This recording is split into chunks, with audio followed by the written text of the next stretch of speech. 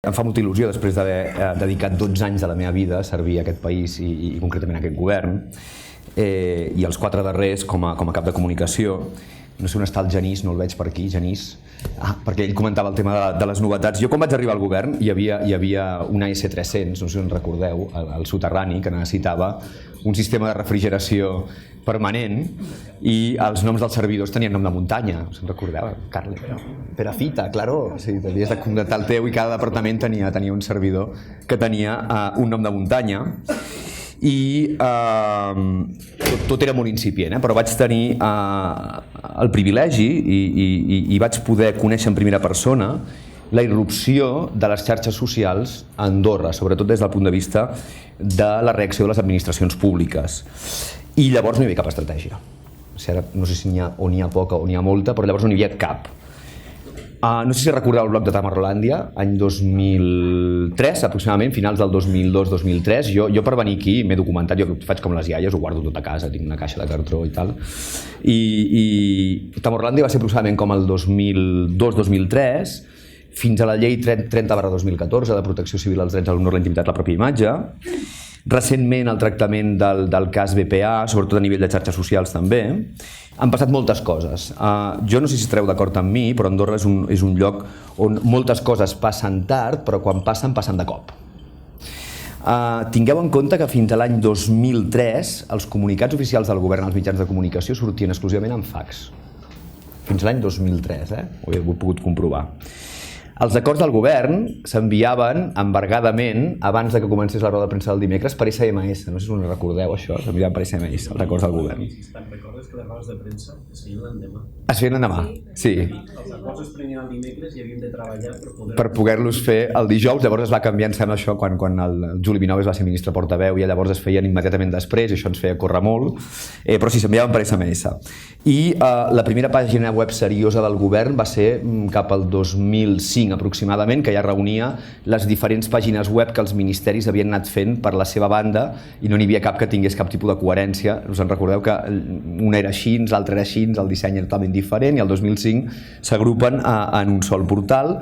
I clar, només en un any el Diari d'Andorra hi haurà la possibilitat que es fessin comentaris en obert de les seves notícies. És a dir, passem del 2003 a enviar comunicats per fax, el 2006 al Diari d'Andorra rebent els primers comentaris en obert a les notícies, que això escandalitzava molt, a més. Us recordeu que això és realment una font d'escàndol. Els primers comentaris que hi havia al diari eren realment... Però llavors encara més, i em sembla que eren molt més suaus i molt més mesurats del que són ara.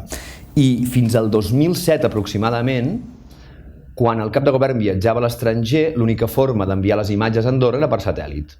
I no et podies passar 10 minuts perquè cada minut valia 70 francs suïssos, me'n recordo perfectament, i llavors havies d'anar corrents amb un taxi a la seu més propera de la UER, o que tingués una pujada al satèl·lit de la UER, o que tingués una pujada al satèl·lit de la CBS, si estaves als Estats Units, perquè aquí la Creu Rossell, en aquell moment, estava pendent de que el satèl·lit de que l'antena estigués orientada i pogués baixar les notícies a un preu escandalós. L'any 2007 va ser la primera vegada que podíem rebre imatges de diferents llocs, una cosa tan senzilla com per internet enviant un arxiu d'àudio. Per tant, entre 2003 i 2007 passen totes aquestes coses, només en 4 anys, amb el que he pogut més o menys recopilar d'informació. I com us deia, això em ve a refermar aquesta teoria de que a Andorra les coses quan passen de cop i volta i passen molt de pressa.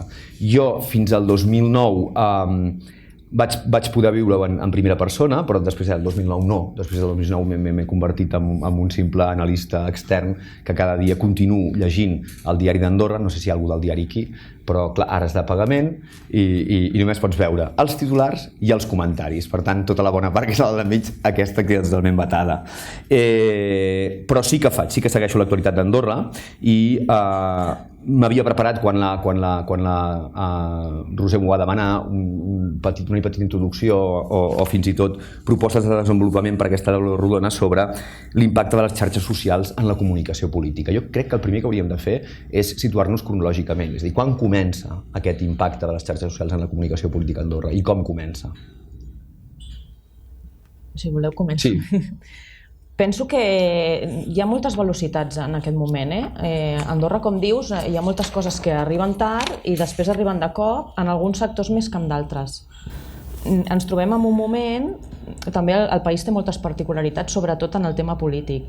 Aquí ja l'Ivan Lara després també ens podrà fer una anàlisi sobre això, no? Però hi ha moltes institucions que han incorporat de seguida les xarxes socials com una eina de participació i d'escolta, que és una paraula que se sent poc i és molt important perquè és la raó de ser de les xarxes socials, i altres que estan arribant pràcticament ara, o que encara no han entès, potser, que cal una persona, si realment et volques al joc de les xarxes, que gestioni les xarxes, perquè si tu estàs a l'espai públic és perquè la gent es comuniqui amb tu, i si vols que la gent es comuniqui amb tu hi ha d'haver algú al darrere que respongui, que atengui, que aclareixi dubtes, que comuniqui, i això no és una feina ni que pugui fer qualsevol, ni que es pugui fer, com deia el senyor Roca, al cap de 3 dies. Hi ha un factor immediatesa que és molt important. I per tant aquí ja tenim de tot ara mateix, en l'espai comunicatiu i en la comunicació política. Penso que ara és un moment molt interessant perquè en les properes eleccions hi haurà un repte important a veure com tot això va agafant diferents camins, no? Ara que hi ha més presència en aquest sentit en la comunicació política. Que sigui una comunicació real i bidireccional no passa tot arreu, penso jo. Perquè molta gent pensa potser, no, en sèrie ja és suficient. No, s'ha de fer un pas més. No, hi has de ser només, has de ser-hi i has de poder escoltar el que diu la Jessica, no? Doncs has de poder ser, però comunicant-te amb el llenguatge propi de les xarxes, amb la manera de funcionar pròpia de les xarxes. Per tant, jo crec que aquí s'està a mig fer. Bueno, jo crec que al final, jo fujo una mica d'aquesta idea de les coses evolucionen d'una manera fora i Andorra evolucionen d'una altra. Andorra estan evolucionant com a tot arreu, penso jo. I, evidentment, amb les característiques pròpies d'una comunitat petita. Jo crec que hem tingut molt el pensament de aquí no ens cal segons què, perquè sortosament ens coneixem tots i, per tant, què millor que tindre el contacte personal i quotidià que tenim amb la gent pel carrer, quan vas a un restaurant o quan vas a fer qualsevol activitat, i això potser ens ha posat amb una idea, amb un concepte irreal de no ens cal avançar de la mateixa manera amb les noves tecnologies i amb les xarxes. Un cop això s'ha anat diluint pel propi pes de les xarxes i perquè aquestes han arribat per quedar-se i negar-les és una absurditat, doncs ens hi anem endinsant. I ens hi anem endinsant també penso com tothom, més des de la por i el recel que des del convenciment, i això es veu molt a les institucions públiques i també es veu molt a la gent que tenim una responsabilitat pública, no? Perquè penses més en no cagar-la, per parlar en plata, que no pas en fer-ho bé. Per què? Perquè tenim molt desconeixement, perquè no som professionals d'això, perquè quan comets un error doncs et cauen pals per tot arreu, i llavors tot això ho has de gestionar. Per tant, penso que estem seguint l'evolució que segueix tothom i anirem madurant.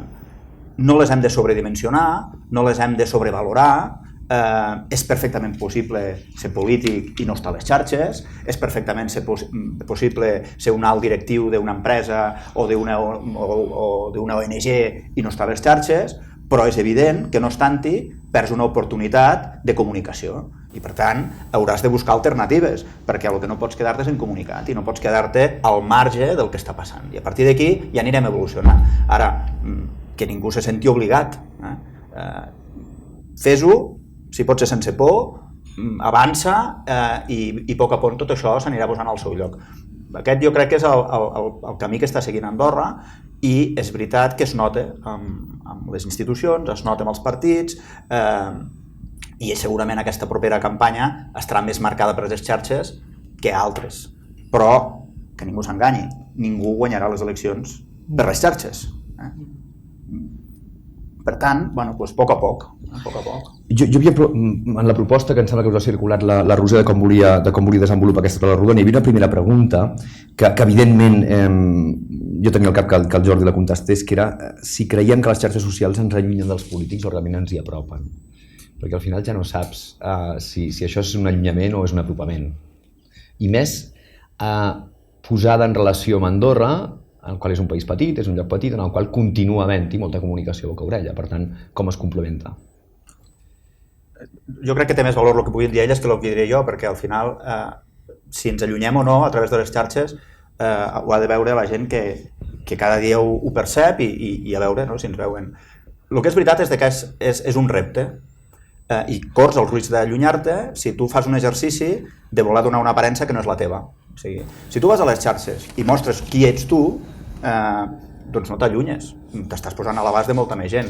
Si tu allà vols donar una imatge d'aquell ideal teu de líder, doncs segurament t'allunyes perquè, sens dubte, no ets aquell ideal de líder. És així de senzill. Per tant, no crec que ens allunyem si ho fem des de mostrant-nos tal qual som. Això vol dir un exercici de despullar-te absolutament? No. Acota de què vols parlar i què vols mostrar. Però el que mostris que sigui real. Sigues tu. Ja està, i a partir d'aquí és una bona eina. Les xarxes tenen una premissa que a més funciona, és igual que siguis un partit, un mitjà, una institució o una empresa, que és l'honestedat i la transparència i l'anticipació. Són tres claus importants per gestionar-les adequadament i en aquest sentit, com deia el ministre, si tu et mostres tal com ets, explicant el que vols explicar, òbviament, és que no t'has de despullar en absolut, això arriba. A mi m'interessa saber que un polític que em representa què és el que li agrada fer amb la seva vida personal. Potser és un concepte molt nord-americà, el que estem anant, però a mi m'agrada saber què li agrada l'esport, què li agrada el Barça, què li agrada el bàsquet, que potser sí conec, és veritat, és així. Clar, potser si ell comparteix els valors de l'esport perquè és un seguidor de l'esport, empatitzarà molt més amb un altre tipus de gent al qual no arribaria si només fes purament comunicació de líder polític amb aquesta imatge més llunyana. I el que ens permet la societat andorrana al seu lloc petit, a més, és que no pots enganyar-la, perquè amb ell te'l trobaràs al supermercat, te'l trobaràs pel carrer, podràs parlar amb ell i les distàncies són més curtes. Això no vol dir que només comuniqui per xarxes, crec que s'ha de combinar les dues coses, una cosa no és excloent de l'altra, al final és un canal més que tenim per arribar a més gent d'una altra manera. Per tant, la Yasmina com la Cinta, que comparteixen amb mi el fet de que han vist des d'un principi mitjans de comunicació, ara no mitjans de comunicació, però sí al principi mitjans de comunicació, aquesta evolució, la pregunta és, heu percebut que hi ha hagut un canvi en la manera de fer política a Andorra des que hi ha xarxes socials? Bueno, personalment jo crec que no. O sigui, no ha hagut un canvi radical, sinó simplement hi ha hagut qui s'hi ha volgut sumar i ha volgut aprofitar aquest canal per a difondre més el seu missatge, per participar, per debatre i demés. Però d'aquí a que això hagi transformat, finalment jo crec que la política s'està transformant en si mateixa, no? Finalment el ciutadà és més crític, és més...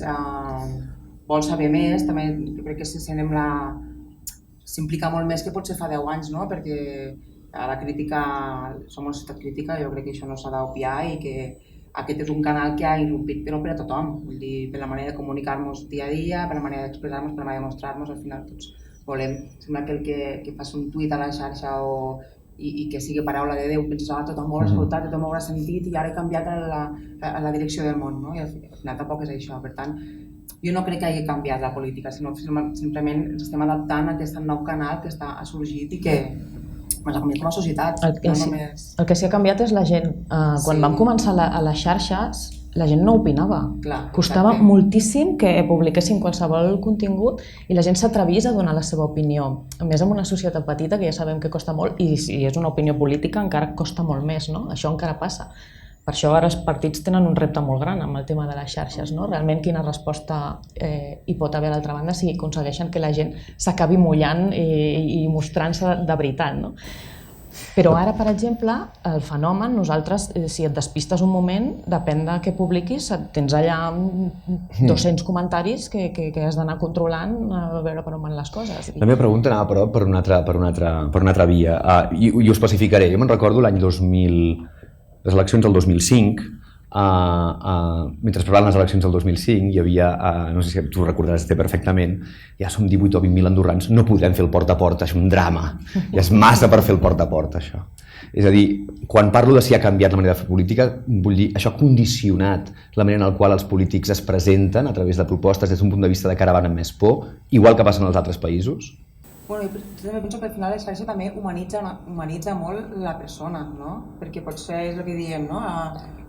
Sabem més coses del ministre Cinta, potser perquè ell és actiu a la xarxa i ho explica, i per tant doncs, podem apropar-nos una mica més i potser no podrà vindre a fer-me porta a porta perquè Andorra és molt més gran i de més, però jo potser podré saber una mica més com és el dia a dia, no? Perquè al final les xarxes són una carrera de fons, no és estem a 4 mesos de les eleccions, vaig a fer-me un Twitter ràpid i vinga, vaig a activar-me ja, no, això és una carrera de dia a dia, a poc, estem parlant de temps i inclús, bueno, jo ho veig com una cosa molt lenta, per tant és una cosa que es cuina a foc lent. I per tant, doncs, ser-hi és important, però no penso que canvi de manera radical la política, però sí que t'hi apropa més a la persona, això és una realitat. Jo crec que és una eina potent per donar resposta a una realitat social que fa que tot sigui una mica diferent, no? I una mica més complex. Abans la Noemí, en una intervenció, es referia al cap de govern, que és veritat que segurament encara avui és la millor base de dades electoral que hi ha al país, però també és veritat, i encara era molt millor el seu pare. Vull dir, per què? Perquè primer la base electoral va creixent, per tant és difícil mantenir-ho tot al cap, i d'altra banda el món, sortosament, és molt més obert i avui en dia ja tenim 1.000 o 1.500 electors distribuïts pel món. Les xarxes ens posen a prop d'aquesta gent, per exemple. No podem basar-ho tot en aquest contacte personal de la gent que ens hem quedat vivint a Andorra. Tenim andorrans arreu del món. I si volem arribar-hi i volem que sàpiguen què passa, doncs les xarxes és un bon mitjà. No? Per tant, què vol dir això? Que sí que ha canviat. Ha canviat perquè hem d'aprendre a tindre nous formats, noves maneres d'explicar el mateix que expliquem aquí. No hem d'explicar res diferent, però ho hem d'explicar d'una altra manera. En formats pensats per les xarxes, en formats que segurament s'adaptin a un moment en què en 2 minuts hem de tindre tota la informació, tot això. I aquí hi ha un exercici del que hem d'aprendre molt encara. Perquè és important el que ha comentat, hem de tenir clar també a quina xarxa volem ser-hi i per qui i com. No perquè ara tinguem una empresa o una organització o un partit, no és que hem de ser a totes les xarxes, bueno, depèn. Primer, quins objectius tens, a qui vols arribar i com vols arribar, perquè el missatge s'ha d'adaptar a cada canal. No és el mateix l'usuari que hi ha a Instagram que el que hi ha a Twitter. No té res a veure. Si vols arribar als joves, faràs una sèrie d'accions a Instagram d'una manera. No et servirà el mateix que compartir l'article d'opinió que hem fet al Twitter, que et funcionarà molt més, perquè el públic ja està més avasat a llegir-lo, a analitzar-lo, és un altre perfil, sobretot format per polítics, periodistes i gent molt informada, que és en aquest país, i no hi és tothom. Per tant, cada canal té la seva manera de funcionar i el missatge sí que és veritat que s'ha d'anar adaptant a cadascun d'una manera diferent.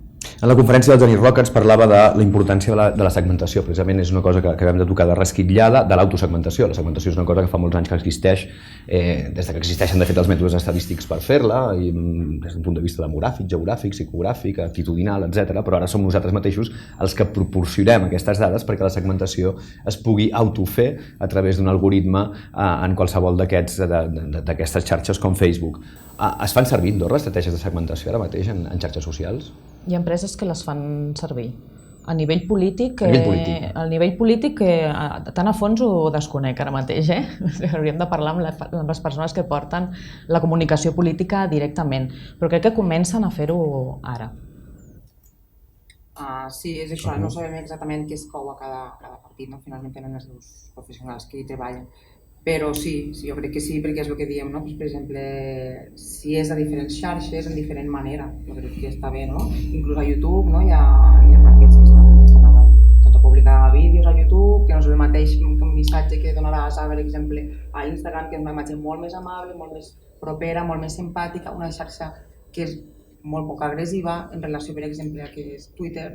Doncs, per tant, jo crec que sí que vas trobant, però també intentant trobar un missatge tothom tampoc és a Twitter, deixem-ho clar, ni Twitter ni Facebook, hi ha un segment de 50 cap a dalt que molta gent no hi és i no li interessa i no hi serà, i també hi has d'arribar des d'una altra via, des dels canals tradicionals, la premsa, portes a portes o actes electorals, parlant de partits, vull dir que tampoc tindria cap sentit. Ara, Facebook està canviant constantment el seu algoritme, que això també és un problema. Pels que gestionem les xarxes tenim un problema i fa 2 mesos ha fet un canvi que estem patint tots moltíssim, que és que encara ha tret més visibilitat a la gestió de les pàgines, o sigui, dona més importància als perfils personals i ha tornat com a les interaccions personals per sobre de les comunicacions d'empresa, de mitjans, etc., que ens ha relegat en un segon pla. Penalitza, sí. Penalitza moltíssim, nosaltres portem 2 mesos que ho estem notant molt i en aquest sentit és molt important segmentar, perquè tu ara quan llences un missatge a Facebook necessites arribar amb algú en concret. El Genís Roca ho deia, no? És molt difícil que la gent et llegeixi, és molt difícil que la gent interaccioni amb tu i que faci el clic i arribi el teu missatge correctament. Llavors has de definir molt bé on vols arribar i com i aquí. No té sentit que llencis un missatge, per exemple, ara que ve la campanya electoral, propostes per a la gent gran, i el llencis a Facebook. Bueno, potser, si vols gent gran, aniràs a buscar-la en un altre lloc. I si vols un altre tipus de públic, propostes econòmiques o propostes, mesures pels lloguers, que és un tema que fa molt run-run a la xarxa, no? D'acord, doncs anirem a buscar aquest segment de la població que està pagant un lloguer, que està en edat laboral, i un tipus de perfil concret a qui arribarà més directament aquest missatge. Llançar-lo a tothom no et funcionarà. L'existència de xarxes socials més avui en dia va íntimament o bàsicament indissolublement lligada a l'existència de community managers. Aquesta feina s'entén a Andorra? Es comprèn? Està ben delimitada? En comencen a haver-n'hi? No? On? N'hi ha. N'hi ha cada cop més i cada cop es comença a entendre més. Però encara costa una mica, i costa una mica sobretot saber quin perfil pot ser community manager, perquè no tothom ho pot fer. No ho pot fer la senyora que atén les trucades a un departament X d'una institució, per exemple. Hi ha un perfil molt concret que a més és molt pluridisciplinari. Necessites que tingui coneixements de periodisme, de sociologia, de publicitat, de màrqueting, que sigui empàtic, que tingui paciència, que sigui ràpid, sigui àgil, tota una sèrie de coses. I que es cou a l'empresa també, que ho ha de saber, ha d'estar molt informat del que passa a l'empresa, a la institució, ha d'estar, perquè finalment és qui haurà de gestionar les qüestions al moment, per tant no és de, no, és que clar, m'ha fet una qüestió, una queixa sobre X tema, i tu trigaràs 3 dies en parlar amb la persona responsable d'aquella àrea que t'explicarà i respondràs no, és que això no funciona així. Per tant, ha d'estar molt, molt al cas del que passa. I ser molt autodidacta i molt entregat. Sí. I controlar la seva dependència del telèfon mòbil també és molt important. Tenim un cens aproximat de community managers ara mateix. Sabem quantes institucions en tenen? Ai, no t'ho sabria dir ara mateix. Algunes empreses privades en tenen, però també és veritat que jo crec que a Andorra, almenys pel que jo sé, quasi bé ningú en té per ocupació exclusiva. És a dir, el que porta el departament de màrqueting fa una mica de funcions de community manager, el que porta el departament de comunicació fa una mica, però no tenim encara aquesta figura d'ús exclusiu i d'ocupació exclusiva. També és veritat, les dimensions de les nostres empreses són les que són, i al final els costos els has de controlar, però tornem una mica al d'abans, jo crec que encara no ha evolucionat prou i segurament encara no s'ha acabat d'entendre suficientment aquesta figura, però l'acabarem tenint perquè l'arrel està amb el que deia abans, les xarxes no han vingut com una qüestió passatgera, han vingut per quedar-se amb lo bo, lo dolent, i tant de bo puguin passar algunes coses que ens ha dit abans el Genís Roca, i realment les puguem regular, i no amb el mal sentit de regular, sinó senzillament posar unes normes de convivència dins de la xarxa que vagin eliminant aquests factors més negatius i més agressius en favor de ser realment un espai de participació. Si ens creiem el concepte de participació, tal qual ens l'explicava el Genís, ens creiem el concepte de diàleg obert, cal el community manager, perquè algú ha d'ordenar i algú ha de canalitzar, i tu arriba un moment que no pots fer-ho. jo evidentment no tinc un community manager i això, doncs, evidentment s'acaba notant doncs, perquè apareixo a les xarxes una mica com el Guadiana, igual una setmana no hi ets perquè vas de bòlit, tens molta feina, no tens temps de posar-t'hi, de cop un matí, doncs mira, mentre vas esmorzant i llegint el diari, doncs llances 25 tuits que segurament el community manager diré, tu estàs boig o què? Amb això no estàs fent res. Però bueno, al final tot això s'ha d'anar una mica professionalitzant en el bon sentit de la paraula i ja anirà passant. A la teva pregunta concreta, govern, no segmentem ni tenim un community manager pròpiament.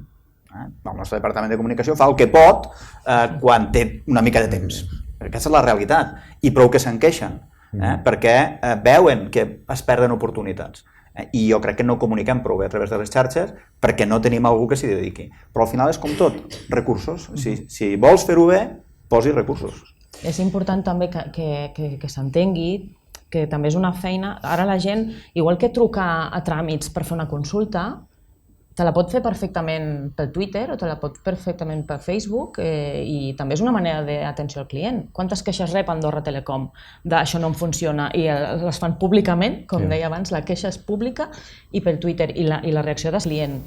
És igual el tipus d'empresa que siguis, institució. Al final el comportament de la gent sempre és el mateix a tot arreu i hi ha un factor important que és que el que volen és que els escoltis i els atenguis. En tots els sentits. Ràpid.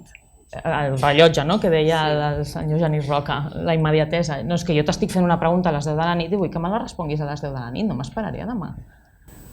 La pregunta també venia una mica condicionada perquè vaig poder assistir a l'últim congrés de l'Associació Americana del Màrqueting, de la qual en soc membre, i hi havia una taula rodona, un track que era molt interessant, en el qual es plantejava el problema de l'origen dels community managers. És que, clar, molts community managers en partits polítics i institucions venen del sector privat. I això, a la llarga, pot comportar una mercantilització de les idees polítiques, perquè al cap i a la fi les acabaran tractant, igual que s'estan tractant un grup de consumidors. I de fet també acabes de fer servir la paraula clients per referir-te als administrats, podríem dir, o als ciutadans, exacte.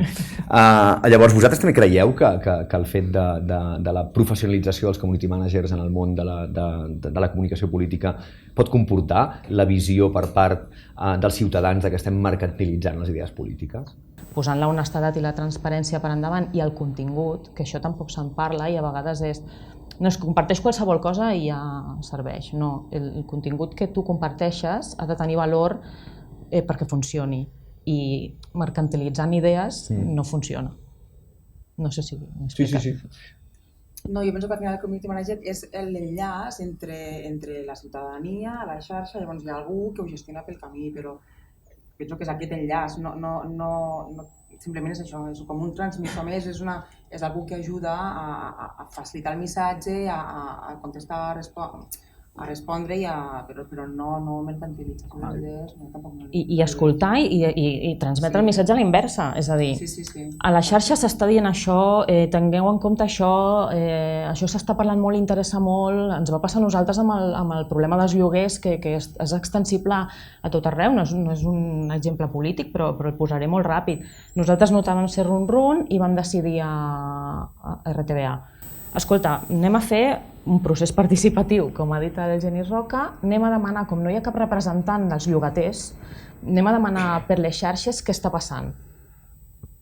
Vam tirar el post de Facebook un dia i vam dir, al cap d'una setmana tindrem un programa en què parlarem amb propietaris, amb el raonador del ciutadà i amb tots els representants de les associacions vinculades amb el mercat del lloguer.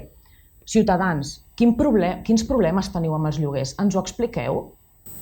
I va ser un procés d'una setmana que vam tenir un èxit increïble i va ser la manera, per exemple, que nosaltres vam treure l'opinió global dels casos que estaven passant entre la ciutadania i els vam poder exposar a la ràdio com si fos un tertulià més en aquella taula, ja que no hi havia un representant, no? El community fa aquesta feina també, rep tot el missatge o tot el que està passant i el transmet, i amb això també es poden prendre decisions. Amb l'escolta activa de tot el que està passant es poden prendre decisions. Pots decidir, vaig cap aquí, vaig cap allà, ara està interessant això, hauríem de fer això, podem plantejar-nos aquest tema, per què no ho posem a debat? Perquè sovint a vegades els mitjans o els partits polítics o les institucions estem com en una esfera allà al mig, no? I això el que ens permet és baixar a l'alçada del ciutadà, posar-nos molt més a prop seu, a la seva alçada, i rebre tot el que ens està dient de primera mà. Jo crec que el tema de la... No comparteixo gens aquesta premissa de excessos de community manager podrien portar-nos a la mercantilització. Crec que són dues coses diferents, que no tenen res a veure i que la mercantilització vindrà en funció de l'origen de la institució, de l'empresa o del qui vol comunicar. I a més, si una empresa privada utilitza els canals digitals i les xarxes per vendre, doncs òbviament està mercantilitzant les xarxes, però és que és el que pretén i no és pas dolent. El Genís ens ha fet una reflexió que la veritat crec que mereixeria ser abundada, perquè ell ha fet un comentari en relació a tota opinió publicada a les xarxes té intencionalitat, ha dit. Jo li diria, naturalment. Però és que això no és dolent. O no té per què ser dolent. No hem de confondre intencionalitat amb ànim de manipular o de pervertir la realitat. Són dues coses diferents. Naturalment que tens una intencionalitat d'explicar la teva realitat, la teva opinió, la teva percepció de les coses, i tornem a lo que us deia al principi. El que es tracta és de que allò sigui fidel a lo que tu realment penses. Si tu ho transverses, llavors, és veritat, hi ha una intencionalitat nociva, però si tu estàs traslladant el missatge que com a partit polític, com a empresa, com a institució vols traslladar, doncs estàs fent el que es pretén cada vegada que parles amb algú, però és que no a les xarxes, també al WhatsApp. Ella ha posat un exemple divertit, de dir, jo ja he après que quan arribo tard, primer envio un missatge de t'estimo molt i després dic que arribaré una mica tard. Hi ha intencionalitat.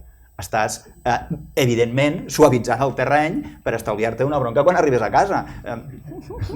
Més clar que hi ha una intencionalitat, i en aquest cas és el WhatsApp privat, amb una conversa privada entre la teva parella i tu, no hi ha. Clar que hi ha intencionalitat, però és que la intencionalitat no és dolenta, sempre i quan sigui fidel a allò que tu vols fer.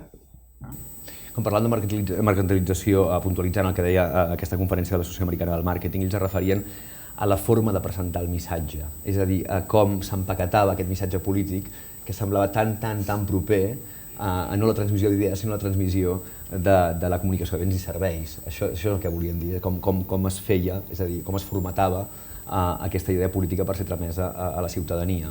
Bueno, però això és saber utilitzar la xarxa amb el llenguatge de la xarxa, no? Si tu vols humanitzar, fer més proper a un polític, per dir, estem parlant de política ara, doncs tu trauràs fotos amables, en moments en què no són exactament polítics, sinó que estan més propers a la ciutadania, perquè això finalment és màrqueting, però pots fer per les xarxes o pots fer convocant a la premsa o pots fer campanyes de publicitat, de propaganda en aquest cas. Vull dir, finalment és una via més, però si tu vols fer propera a una persona, en aquest cas, doncs ho pots fer des de moltes vies. La xarxa és una i pots arribar molt i és molt massiva i és efectiva. De fet és efectiva, no? Però posem un exemple extrem i ridícul perquè s'entengui. A ningú se li passarà pel cap utilitzar fotografies a la ràdio. És obvi, no? Vull dir, clar, evidentment, empaquetitzes, utilitzar-les amb el sens... Pots explicar-les, però no et caldria ni la fotografia. Hi ha fotografia avui a la ràdio. A través de les xarxes. I vídeo. Però t'estàs adaptant al canal. Per tant, ja em va bé el que diu la Noemi. El que fem és adaptar a explotar al màxim aquell canal perquè sigui el més visible i el més entenedor possible. És veritat, jo crec que la ràdio, que per mi és el mitjà per antonomàsia, el que jo hi tinc més admiració i el que més m'agrada, és potser el més gran beneficiat de les xarxes, perquè li ha donat un potencial extraordinari. Però què ha fet? Ha fet això. S'ha adaptat a un nou canal per fer un mateix producte. Continua fent ràdio, continua tinguent, per tant, la calidesa de la ràdio, la proximitat de la ràdio, però alhora, ostres, ens l'ha posat als ulls. Ostres, bestial. No fer-ho hauria estat un gran error. Per tant, ja està bé que s'hagi fet això i no em sembla dolent. Pretendre utilitzar les xarxes per fotre un rotllo de 3 pàgines escrites amb un cost de l'11 i amb un interlineat de l'1, doncs home, què vols que et digui, saps? segurament amb una foto, amb una imatge, amb un bon dibuix, seràs molt més pràctic, no? I també no oblidem que Ciutadà és estúpid en cap moment, per tant, quan tu pretens, doncs, per exemple, no, que ara que simplificava el ministre, doncs tu deixes de seguir-lo, no t'interessa, entens que és un spammer, no? És algú que està llançant la seva idea, el seu rotllo, i per tant a mi em vol marejar, per tant, fora. Que és un espai meu, la xarxa, i per tant jo decideixo qui vol estar i quan vull estar. Vull dir, per tant, no m'interessa, doncs fora. Vull dir, és així, per tant, tu has de saber fer-ho amb el llenguatge que funciona allà. I si no ho saps fer, t'ho diuen. Sí, et critiquen, que per això funciona així, no? Evidentment, per preparar també aquest desenvolupament d'aquesta taula rodona, doncs, també vaig copsar opinions de persones que havien estat treballant al país. Ho vaig fer amb en José Vicente Pérez, que com sabeu va ser el primer corresponsal de l'agència EFE a Andorra, i venia a Televisió Espanyola, i també vaig parlar l'altre dia per telèfon amb l'Emboronat de fa molts anys, us en recordeu, el periòdic d'Andorra, i els vaig demanar, vosaltres com vau arribar al país, com definiríeu l'acció política des d'un punt de vista de com funciona la comunicació política? Clar, el primer que et diuen és proximitat i bidireccionalitat. És a dir, quan vaig arribar aquí vaig donar compte que realment Andorra és una democràcia de veritat, perquè tu te'n vas, truques al despatx del cap de govern i potser t'obre i tot i t'hi pots assentar i pots fer un cafè. Clar, llavors el problema de la mercantilització o del formatat del missatge també feia referència en això, és a dir, clar, la política andorrana, per molt que sigui molt antiga, és molt fresca, perquè de fet et permet trametre idees de persona a persona bidireccionalment, i l'entrada i l'erupció de les xarxes socials sembla que això ho pugui posar en perill. Per això era una mica també la reflexió que us volia fer. No crec, jo crec que es pot complementar perfectament les dues coses. També apuntaves amb el previ que ens vau enviar el tema de l'online i l'offline, no? S'ha de combinar. No has de deixar de fer el que fas, has de complementar-ho. Has d'arribar d'una altra manera. La gent ara fins i tot té menys temps, la comunicació... L'era digital ens ho ha canviat tot, ens ha canviat la manera de comportar-nos a la vida, de comprar, de comunicar-te, de tot, no? Llavors tu has d'adaptar-te aquí. Això no vol dir que no deixis de fer trobades amb la gent. És que no has de deixar-les de fer per una raó molt important. La xarxa, si ens n'anem a un dels extrems i diem, bueno, això ha canviat, no més xarxes, ens empobrirà molt el debat. Perquè les xarxes són impacte. Impacte vol dir titular. I titular, si no vas una mica més enllà i no aprofundeixes, doncs et deixa molt a la superfície de la qüestió que estiguis tractant. Per tant, ja està bé, la xarxa, un bon titular, una bona imatge, copsar l'atenció d'algú, però després has de tindre discurs. A darrere ha d'haver-hi calat. I quan et vingui de tant en tant algú a dir-te, escolta, què vol dir aquest titular? Què m'estàs proposant? Has de ser capaç de desenvolupar-li aquella qüestió. Per tant, qui vulgui només fer-ho a través de la xarxa i es doni per satisfet amb ser un gran redactor de titulars, tindrà problemes, almenys en l'àmbit de la política i en l'àmbit de l'empresa. Potser hi ha algun àmbit en el que et pots permetre viure a la superfície només, però a la majoria, i en política és claríssim, per més que hi hagi corrents populistes que visquin del titular, després un dia hauràs de governar. I allò que deies al titular ho hauràs d'explicar i ho hauràs de fer. I per fer-ho ho hauràs d'haver desenvolupat. És difícil desenvolupar-ho a través de la xarxa. Per tant, la xarxa és un bon mitjà per copsar l'atenció, per llançar 3 idees bàsiques, perquè almenys la gent et situï, però un cop t'has situat, més val que tinguis discurs a darrere. Bueno, en això també la tendència cada vegada més majoritària de la premsa, d'agafar un titular del ministre Cinc que ha dit a Twitter, en aquest cas a Andorra no passa, doncs a països veïns és molt habitual, un president de govern llança una política, l'oposició s'hi manifesta a través de Twitter i a partir d'aquí fem informacions. Doncs al final és una mica el que diu el ministre, estem utilitzant només un titular sense contextualitzar, sense ampliar, per tant, vull dir, al final és una cosa efectista, però és que no hi ha més enllà, no hi ha més informació que aquesta, per tant, és efectista, però no abunda en la qüestió. Bueno, i l'exemple clar és Donald Trump. Sí. Donald Trump és un senyor que té molta mania als mitjans de comunicació i ha decidit que ell comunica el que ell vol i ja està. Ja, però això té molts perills. perquè els mitjans són necessaris per narrar, per analitzar, per contextualitzar, per interpretar, per posar en valor i per dir ei, vigileu, que és que en aquest discurs que ha fet Donald Trump en streaming, això és un cas real que hi va haver una anàlisi de quantes fake news havia dit. En 45 minuts de discurs aquest senyor va dir 24 fake news. Llavors, d'acord que abans sortia el debat, no? Que es pugui liderar el missatge d'aquesta manera, però hi ha d'haver algú que te'l posi en valor i no es pot fer política a cop de tuit, ni jugar al joc de la guerra i amenaçar països pel Twitter, ni coses així, perquè clar, és una mica perillós i poc democràtic, m'atreviria a dir fins i tot. El cas Piqué, si anem a l'esport, què ha passat amb Griezmann aquesta setmana, no? No, és que no utilitzem els mitjans per dir que aquest senyor es queda a l'Atlético de Madrid. Aquest senyor ho diu en un documental que ha fet una productora en la que és propietari o accionista el senyor Piqué, que és jugador del Barça. Bueno, aquí... Cuidado, no? Que controlem una mica el missatge i vigilem amb el que diem i tinguem en compte tots aquests factors. Twitter també és perillós perquè tota aquella actualitat, quan el senyor Griezmann anuncia a través d'un documental que queda en un equip i no se'n va en un altre, el Twitter està bullint. I això té conseqüències i se'n va als mitjans i el que comentàvem, no? I després tot s'amplifica, llavors hem de vigilar també amb això. De les tres derivades que té la comunicació política a les xarxes socials, que podríem dir l'electoral, que consisteix en guanyar eleccions, la institucional, que consisteix en convèncer des del poder, ens n'hem deixat una, que no sé fins a quin punt a Andorra s'ha d'abordar, que és el tema dels influentials, és a dir, de les persones que pressionen per la consecució de determinades consecucions polítiques, podríem dir. Els que no són polítics ni tampoc són... o els podríem denominar com a líders d'opinió, si estiguéssim en un àmbit, podríem dir, més marketingià. Tenim líders d'opinió a Andorra? Com a tals? Com a tal segurament no, perquè al final és una comunitat petita, tots ens coneixem i ja pot sortir qui vulgui explicar el que vulgui, que sabem qui és, sabem què ha fet en el passat, sabem la seva trajectòria professional, política, per tant, segons què no t'ho explicarà. El que jo crec que sí que tenim és diferents nivells de credibilitat, com a tot arreu.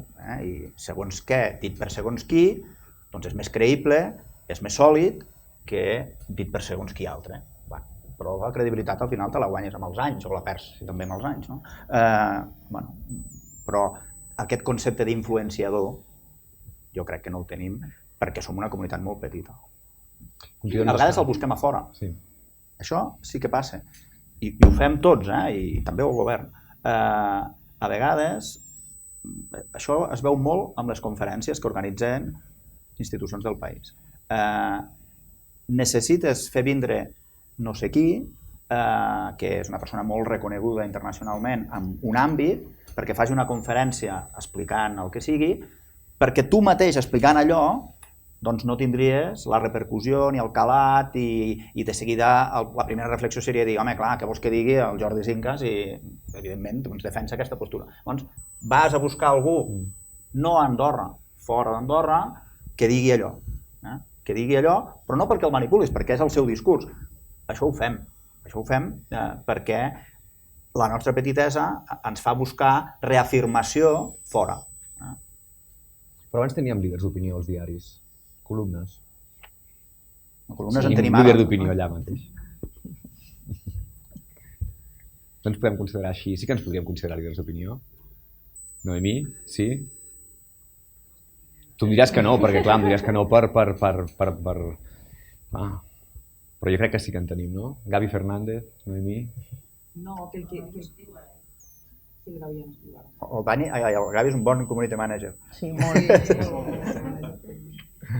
No, jo crec que líders d'opinió com a tal potser no, però que és veritat que el que digui algú pesa més o te'l prens més en consideració, sí, però tant com a líder d'opinió, no sé, no... Però això és la credibilitat que et deia. Sí, al final, els columnistes hi són igual.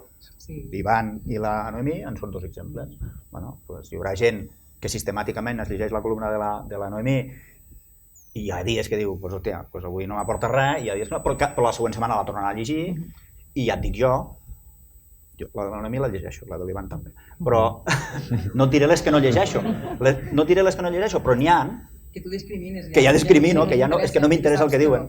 Saps? Però, com dir, això passa amb xarxa o sense xarxa. I hi ha molts espais d'opinió a la premsa que ara ocupen els polítics. Cada cop, no sé si estareu d'acord, però tu obres un diari i potser et trobes una opinió d'un independent i 3 d'un polític. Llavors la gent també discrimina o ja s'ho llegeix d'una altra manera. Bueno, m'està dient això perquè el missatge que vol traslladar és aquest. Ara, si llegeixo aquest altre, ja m'ho prenc d'una altra manera. Però jo crec que això també passa perquè costa molt que la gent opini. Opine, es manifeste, digui clarament, obertament, se situe on està. O sigui, a societats tan petites com l'andorrana és molt difícil, per això la xarxa hi ha tant troll, per exemple, que a Andorra i a fora d'Andorra. Però és un problema real perquè molta gent utilitza noms que no són reals, identitats que no són reals, perquè no es vol identificar i també perquè vol fer mal, vull dir, és una evidència que aquí hi ha un rum que vols desestabilitzar, vols generar crítica, vols generar una certa opinió concret i dirigir la gent cap aquí o cap allà, però també jo crec que no hi ha gent que opina clarament i no hi ha líders d'opinió clars i concrets perquè aquí ningú es vol marcar. És molt difícil opinar aquí encara i perquè de seguida t'etiqueten. Que no vol dir que tu t'etiquetis o que perquè opinis una cosa o et mostris a favor o en contra obertament d'alguna cosa és que siguis d'aquesta ideologia, d'aquest partit, però passa. Si et passa per... és que el teu cunyat vota aquest partit, tu també ets d'aquest partit, imagina't si fas una opinió oberta, no? Això crec que encara passa molt i la gent té por moltes vegades d'opinar obertament en qualsevol plataforma. No sé si esteu d'acord, Sí, passa, això passa i hauríem d'ajudar entre tots a trencar-ho. Jo crec que és exactament el mateix que us deia abans en relació a estar o no a les xarxes. El mateix que escriu l'article o la columna d'opinió acaba mirant-se massa al melic i es concentra molt en les 4 crítiques, moltes vegades descarnades, que poden haver-hi. Has de tindre un punt de fredor i dir és que m'és igual el que opinin aquests 4. El que m'interessa és quanta gent que no diu res ha llegit la columna.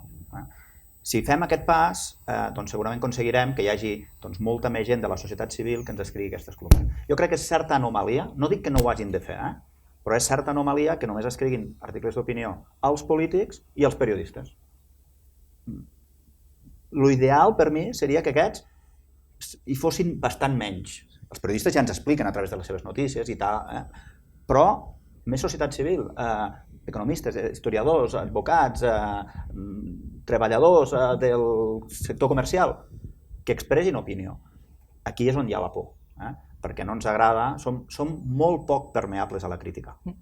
Els polítics és un extrem, aquí ens tornem tots bojos, ja ho dic en primera persona, si llegim el diari al matí ja desestabilitzats. Hòstia, collons, tu, tranquils. Jo faig un exercici i el llegeixo a la nit. Així almenys ja no m'atabalo.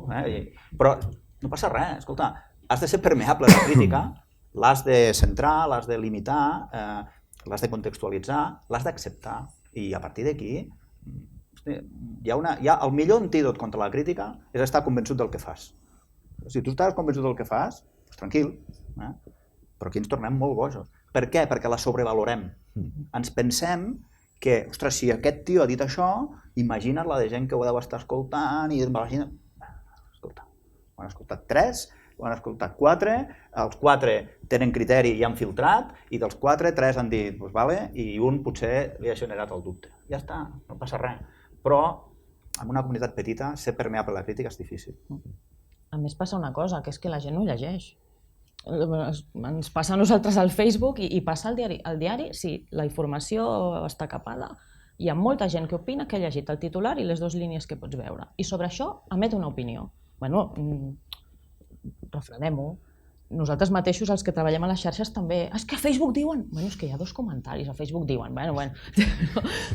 Relativitzem també una mica fer grans les xarxes i fer-ho representatiu a tothom, perquè això tampoc és real. El que passa a Twitter no és la realitat. I el Trump, de Trump n'hi ha un. És una excepció. Però no n'hi ha un pel Trump. N'hi ha un perquè només hi ha un president dels Estats Units. El Trump, de Trumps, n'està farcit al món. Ara, de presidents dels Estats Units, n'hi ha un. I la capacitat o la caixa de ressonància que dona ser president dels Estats Units, doncs només la té ell. Ell, o els seus assessors, han tingut la intel·ligència de copsar això, i llavors saben que amb una frase tenen més influència. Ara, el mateix Trump, abans de ser candidat, devia fotre molts tuits, i ningú ho sabíem. I era president d'una corporació empresarial brutal. I què?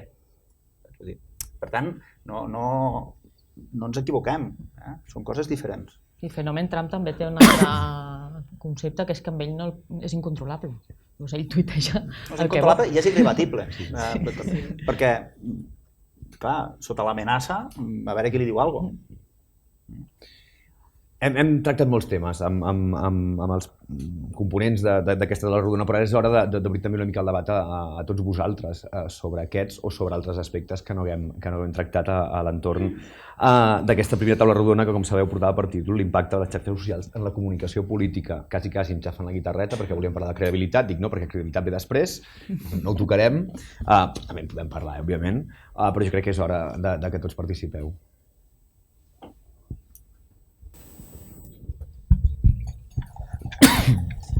Jo un tema que no ha sortit, però m'agradaria saber si ens podríeu donar uns consells amb tot el que és a dir, ara s'ha vist bastant, sobretot el que ha passat a Espanya i a Catalunya, que es nomenen persones que de cop i volta els diuen és que fa 10 anys o fa 5 anys vas fer aquest tuit, llavors com, ja no només els polítics sinó els particulars, com pots gestionar les teves xarxes, perquè del dret a l'oblit se'n parla normalment quan una persona ja és difunta, no? Com pot desaparèixer el que tenia a les xarxes o com ho pot custodiar la seva família, però què passa amb les persones que vam entrar a les xarxes sense saber com funcionaven, que hi hem posat de tot i com podem controlar tot això? Es pot fer desaparèixer?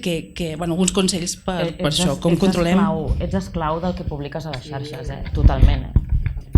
El senyor Màxim Huerta, que és l'exemple d'aquesta setmana, si ell agafa un càrrec de ministre d'Esports i ell sap que ha tuitejat ho diu l'esport, anticipa't.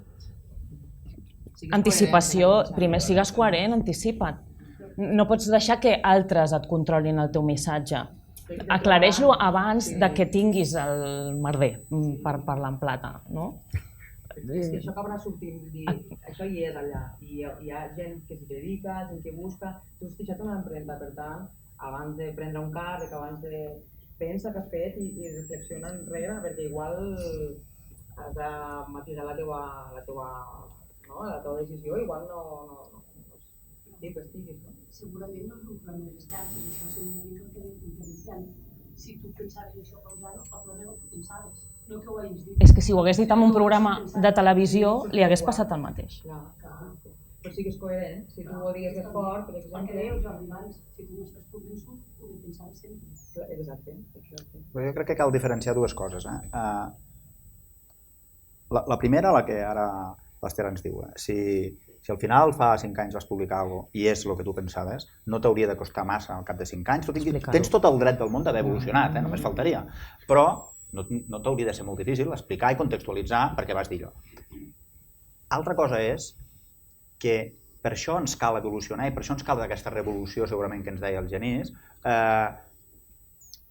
Avui en dia no som encara massa permissius amb escoltar les explicacions que es volen donar. Ens focalitzem en el missatge i ens importa poc la contextualització que et pot fer aquella persona que dirà, escolta, això era en un context en què sortia d'una conferència en la que m'explicaven, m'ho invento, que cada dia s'ha de fer 5 hores d'esport i que si no tens uns pectorals de no sé quan no ets ningú, i en aquell context vaig dir, odio l'esport. Home, potser. El drama d'ara és que li hem donat tanta potència a les xarxes que no volem escoltar la contextualització ni l'explicació. Tu vas dir allò i ja se t'ha de matar. Hòstia, cuidado. Però ja anirà evolucionant tot això. Torno a lo d'abans, no per això matarem les xarxes. Les xarxes continuaran i per tant hem d'anar-ho fent evolucionar. Ara, sigues conscient d'això. El que publiques queda. Per tant, tingues clar els arguments per si un dia t'ho qüestionen. Ara, si ara ningú, per agafar el món de la política, que hagi publicat, en el sentit que sigui, pot accedir a la política per la por a lo que va publicar fa anys, bueno, tindrem una regeneració política bestial, però de més en més. Perquè, clar, per tant, bueno, hem de madurar molt encara amb tot això. A mi em sembla molt bèstia.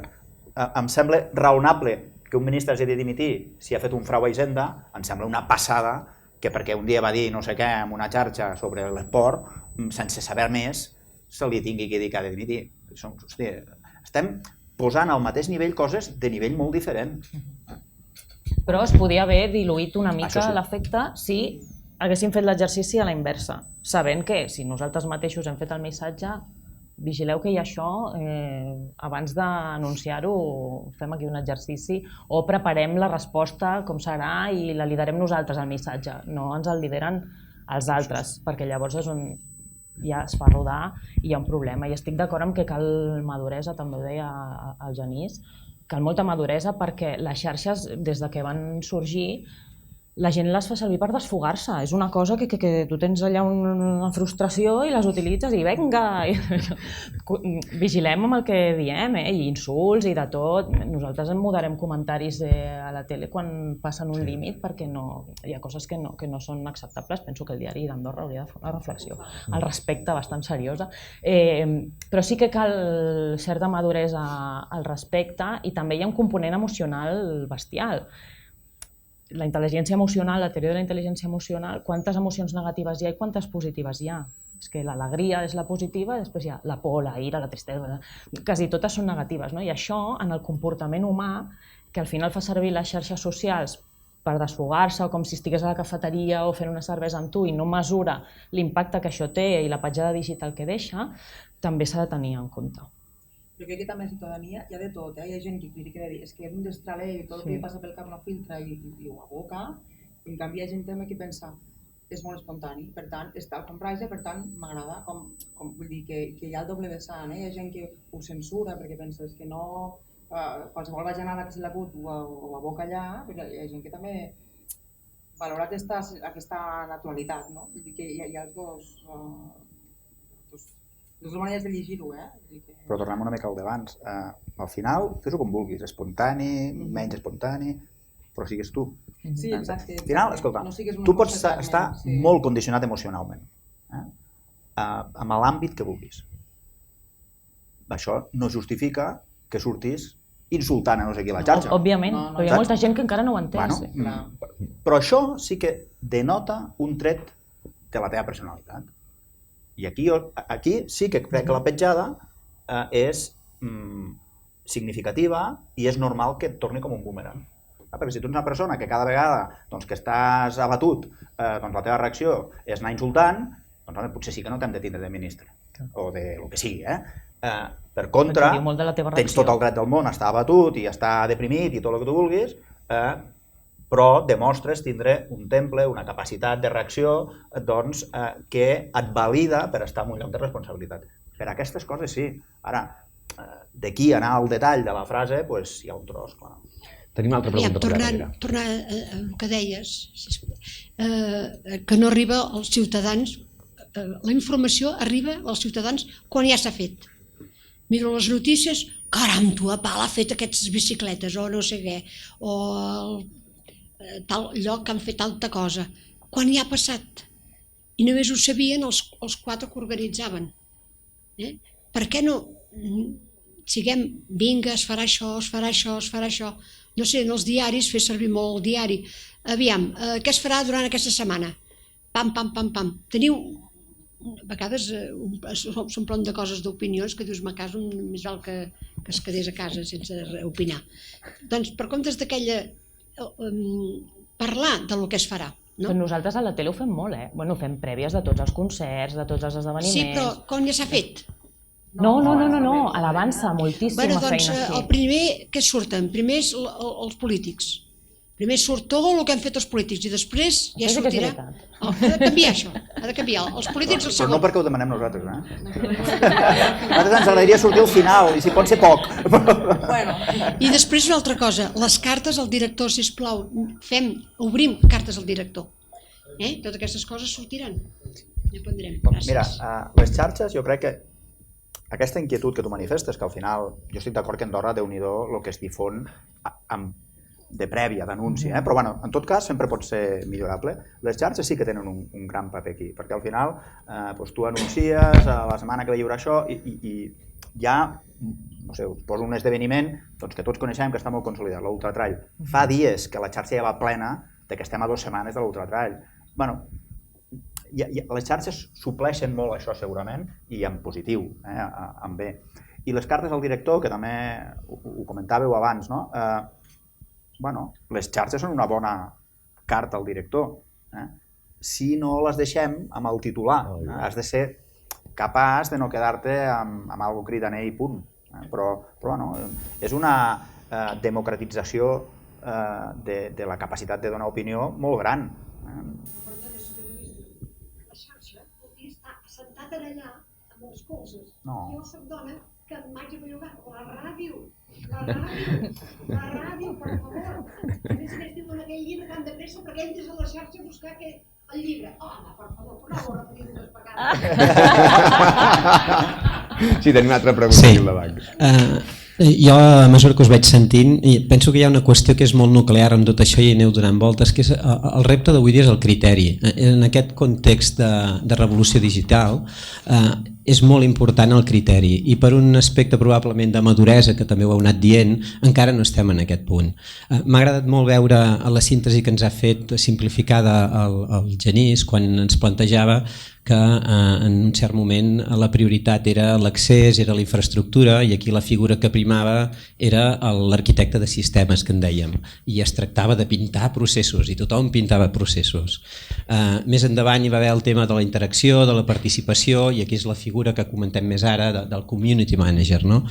En un context com el que estem ara, en què ja es planteja el tema del Big Data, les dades i tot aquest allau d'informació que ens arriba, el repte precisament és qui fa les autèntiques preguntes, és a dir, qui aporta criteri a tot això.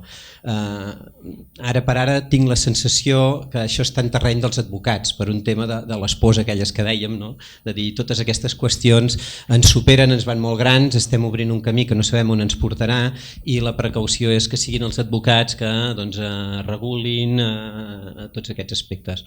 Però les institucions ens haurem de dotar a criteri i aquest criteri no el té el community manager, és a dir, les persones que prenen decisions s'hauran de dotar d'una intenció, perquè si no vivim eternament amb aquesta màxima del McLuhan de que el mitjà és el missatge al final, i penso que potser la qüestió que trobo a faltar més és aquesta. En tota transformació digital, passant per les dades o per qualsevol aspecte, qui ha de liderar el canvi no són ni els intermitjos ni els de baix, són els de dalt.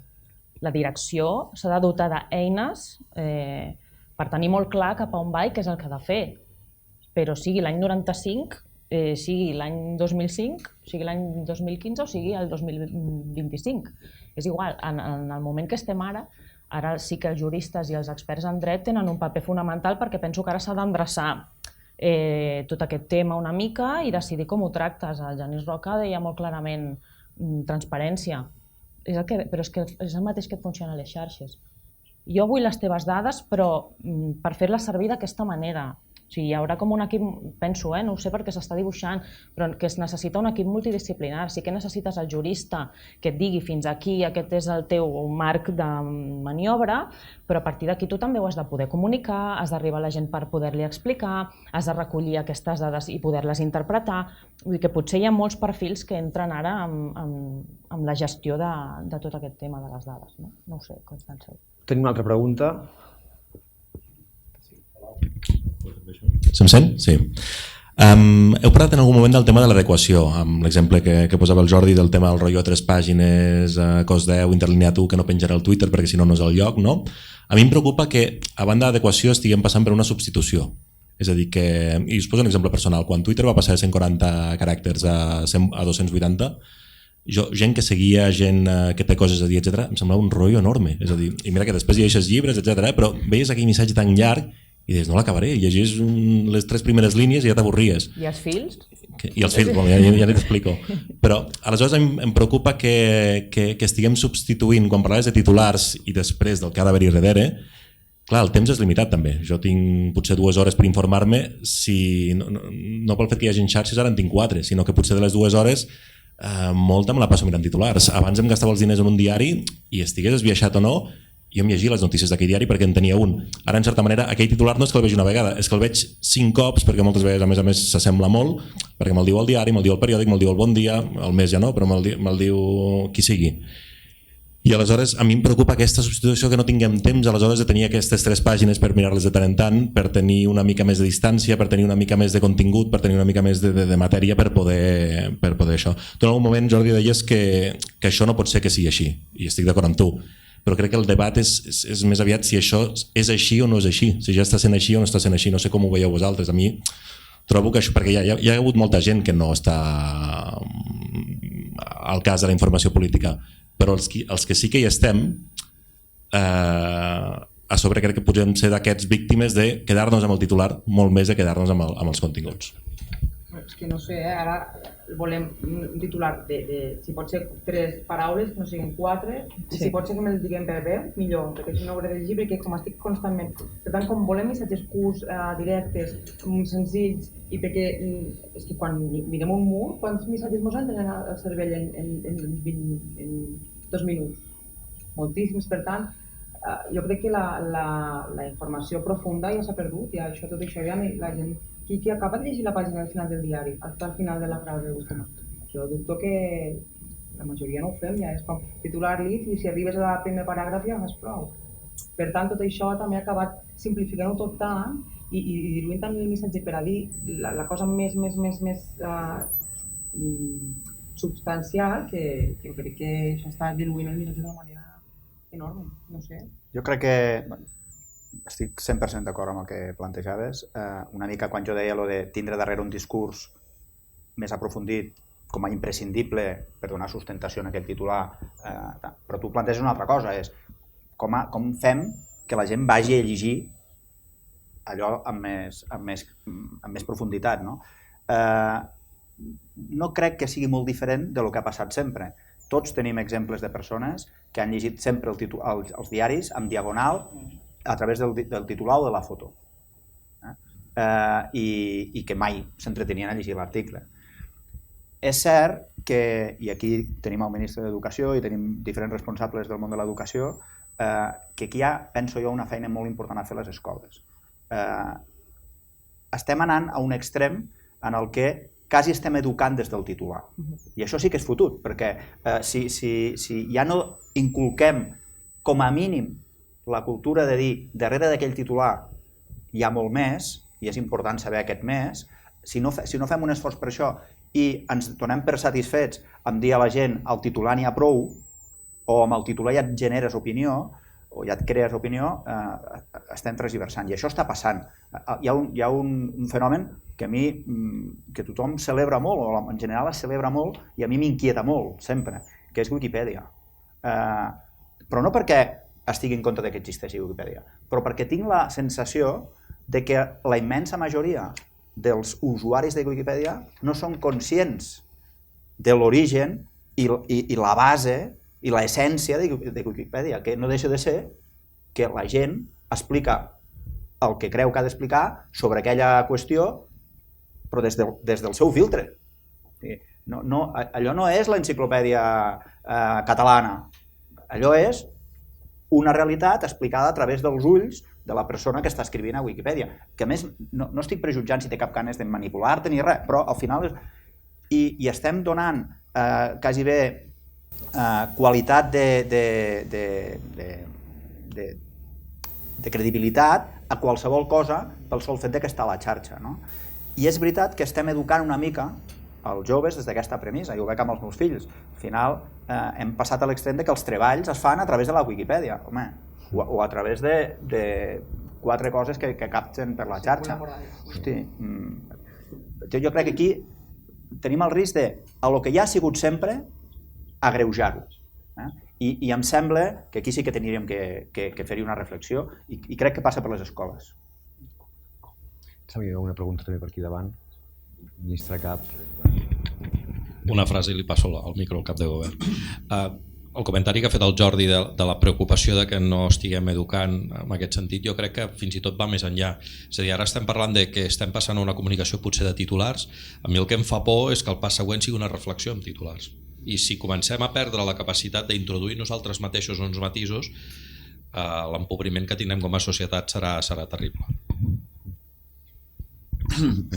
Sí, gràcies. Ara potser parlarem d'aquesta sala el que està més avessat a les xarxes, perquè jo soc un gran especialista, jo dic sempre al govern que jo m'he quedat a l'època del fax, no? I en canvi tinc companys de govern que aquí m'acompanyen que es veu que fan una gran feina, però també diguem-ho clar, Demòcrates per Andorra estem encara molt lluny de l'excel·lència a nivell de les xarxes, ho fem una mica com podem, no? I sí que és veritat que les xarxes són importants, i jo en canvi no hi he cregut mai. I no hi he cregut mai, i això no vol dir que negui la seva efectivitat. Jo us donaré un exemple, perquè al final els polítics, i jo penso no únicament aquí a Andorra, en general ja no tenim una perspectiva d'agafar decisions a curt i llarg termini, perquè les xarxes ens condicionen molt i les opinions polítiques ens condicionen molt. Per tant, la primera reflexió que faig és aquesta contaminació de la decisió política al torn de les xarxes fa molt mal des d'un punt de vista de tindre polítiques a curt i llarg termini. Però no passa aquí a Andorra, que potser el govern actual també ho fa, jo penso que és en general. No hi ha pitjors polítics ara que abans. Hi ha un entorn molt diferent que condiciona moltíssim els polítics. I sí que és veritat que les xarxes és important i no cal negar-ho. I a més jo les he negat, jo em penso que més o menys he tallat just perquè les he negat i més o menys m'ha anat relativament bé i com que d'aquí pocs mesos plego, per tant ja no tampoc em tindré d'adaptar les xarxes des d'un punt de vista d'anar a buscar vots. Però hi ha una xarxa que és la xarxa de l'empatia i aquí a Andorra podem ser diferents. Jo entenc que als Estats Units d'Amèrica moltes vegades es juga gairebé tot des d'un punt de vista de màrqueting. Hasta països molt grans, com s'ha vist a França, també, sobretot a la campanya que ha fet el Macron, que dit passant hi havia una bona comunicació a nivell de les xarxes, però darrere també hi havia un bon discurs, per això va tindre el resultat que va tenir. I en canvi aquí nosaltres jo penso que tenim de fer una cosa mixta. No podem negar les xarxes, però no podem negar el que sempre hem sigut. Mira, jo us donaré un exemple, dos exemples. Jo... Contràriament a l'opinió que té molta gent, i potser merescuda, que jo cada vegada que faig un pas sempre està calculat. Jo penso que sí, que era veritat en una època i que amb els anys cada vegada calculo menys, per això s'ha agafat algunes decisions que he estat més que escridassat. Jo vaig els dissabtes a comprar, no diré on hi vaig, i a més és que és una participació, una cosa que tinc molt deixada durant tota la setmana, a la vida que també tinc que tindre familiar. I aleshores depèn de com es demani la gent les coses.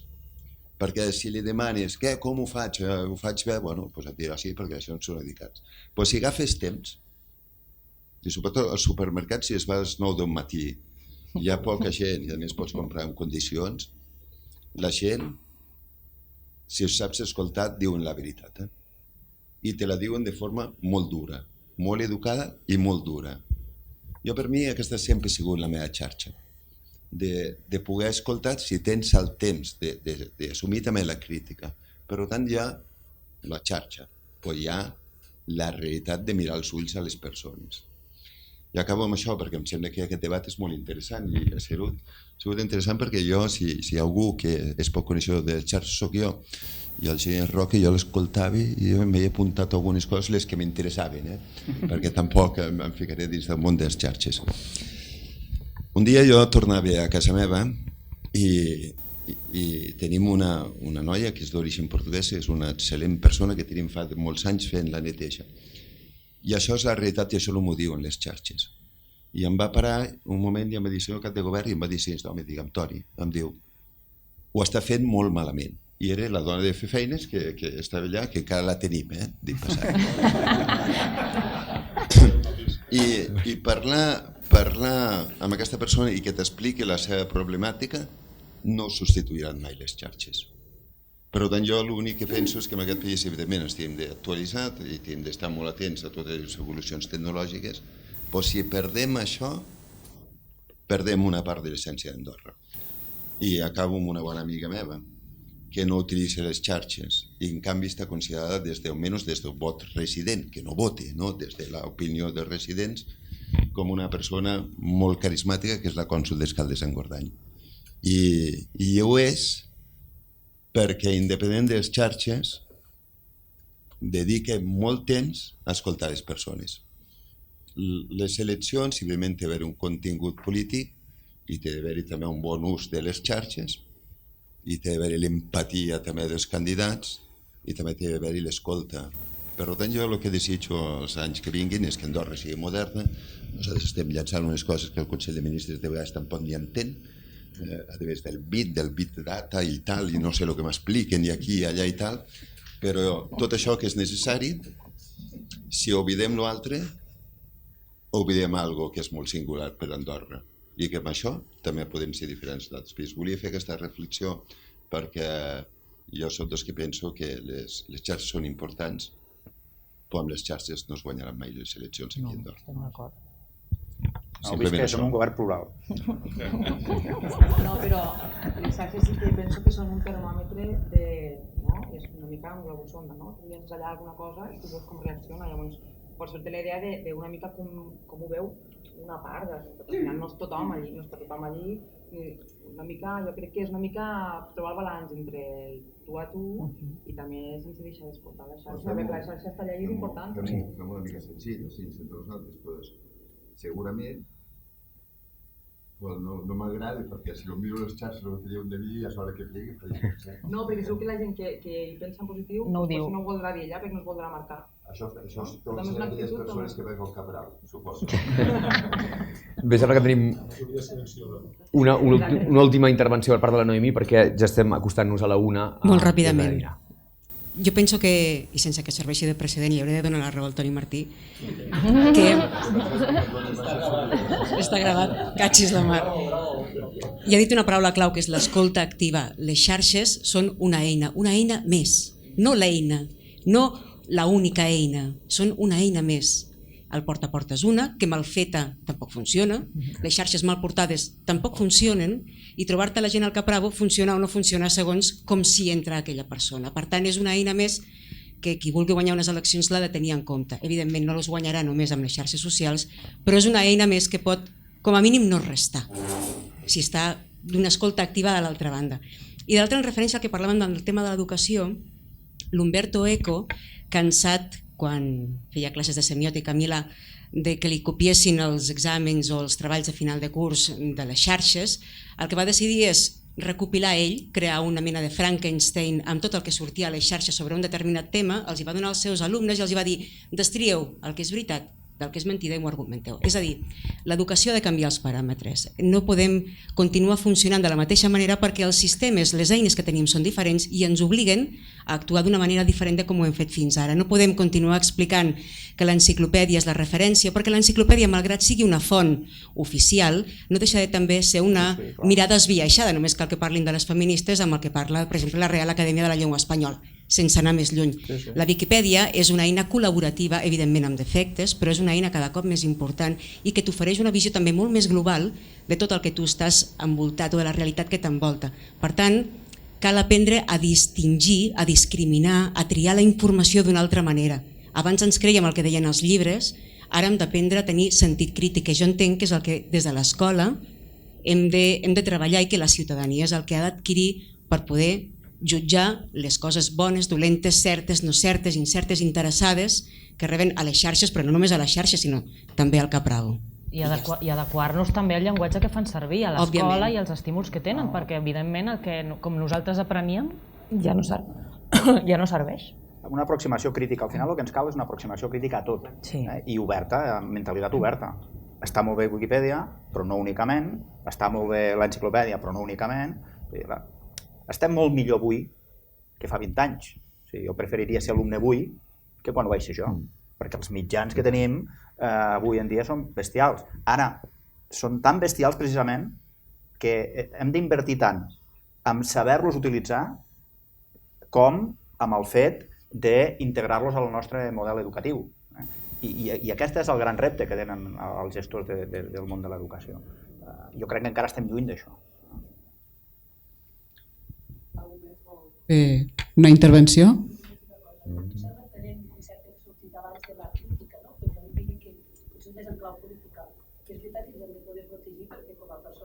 Aquesta protecció davant la crítica, però per altra banda penso que tampoc podem obviar la crítica per poder fer autocrítica des del partit i des de tots els òrgans que poden decidir. Jo dic que hem de ser permeables a la crítica. El pitjor que ens pot passar és bunkeritzar-nos i dir jo no vull escoltar res, que em faci mal, que em dolgui. Va el punt just entre aquesta protecció i el saber, com deia el cap de govern, escoltar el que ens diu la gent per saber què podem millorar. I això no és fàcil. Has de ser permeable però relativitzar. Ni pots, com deia el cap, governar a cop de tuits i a cop de lo que s'opina minut a minut, ni pots prescindir-ne. I si ens equivoquem, ho reconeixem. I si hem de corregir, corregim. No passa res. És que tots ens equivoquem cada dia. Doncs si hem fet una cosa que no està bé i els mitjans això també ho estem fent cada vegada més, que abans semblava pràcticament impensable, no? Ui, que ens hem equivocat, dissimulem. No, ens hem equivocat, aquesta notícia l'hem donat malament. Ens hem equivocat, correcció, i a sota, al peu, això abans estava escrit d'aquesta manera i s'ha hagut de corregir perquè la informació no era correcta. No passa res, siguem honestos. És que al final tot acaba residint amb això, no? Tu vols una credibilitat i vols ser una eina de referència perquè la gent pugui distingir i agafar la teva informació abans que la d'una altra i aprofundir en aquest esperit crític, doncs ets el primer que has de fer autocrítica i si t'has equivocat tu ho has de reconèixer.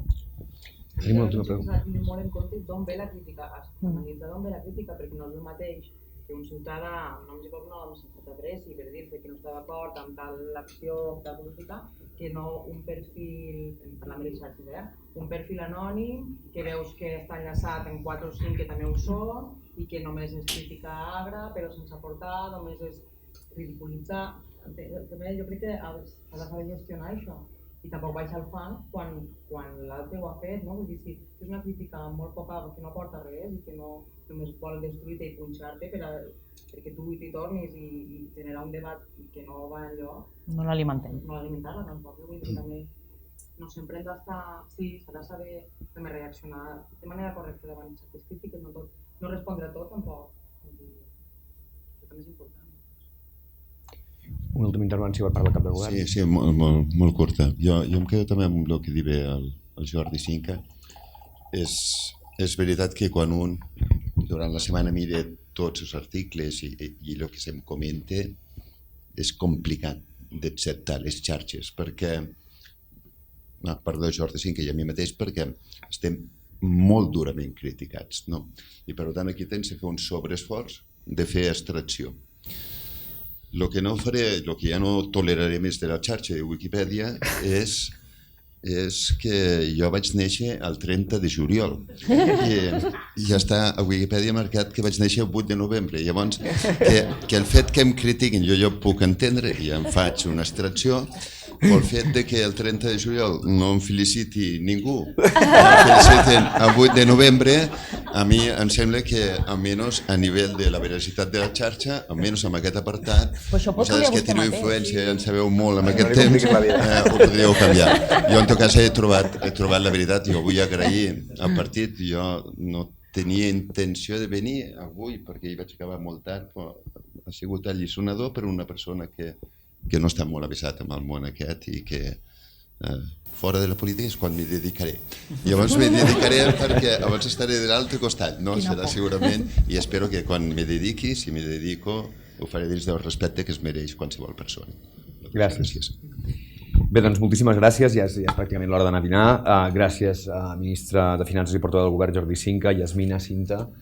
Doncs bé, com he dit, és hora d'anar a dinar. Sí, pots acomiadar, si vols. 5 minutets perquè acaben de preparar-ho, tampoc han anat tan ràpids.